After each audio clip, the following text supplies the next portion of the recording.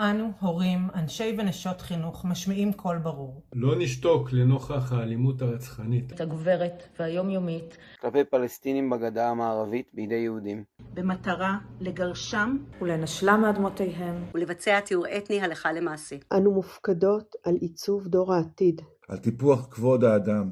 אחריות מוסרית ויכולת לראות את האחר. מתוך שליחות זו איננו יכולות לעמוד מנגד. כאשר מדי יום מתבצעים באין מפריע פשעים חמורים.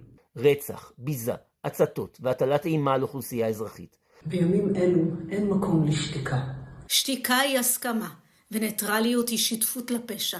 היעדר אכיפה, העלמת עין של הצבא ושל המשטרה, ואף גיבוי לפושעים, ושותפות של ממש בפשעים. בעידוד גורמים מדיניים הם שמאפשרים למציאות הזו להמשיך ולהסלים.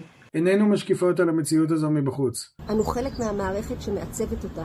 במסגרת תפקידנו כהורים וכנשות חינוך, אנו מחנכות ומחנכים את מי שמחר יישאו באחריות. יקבלו החלטות ויפעלו בשטח.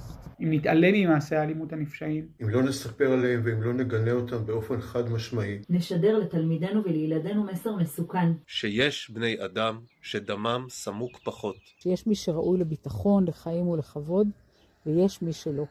כאשר בוגרי ובוגרות מערכת החינוך הם אלו שאותי מדהים ונשלחים לעמוד מנגד. ואף לשתף פעולה עם מעשים אלה. מתחדדת אחריותנו ואינה מאפשרת שתיקה. אנו קוראות וקוראים לחברה הישראלית כולה להצטרף אלינו. לא רק לגנות, אלא לפעול.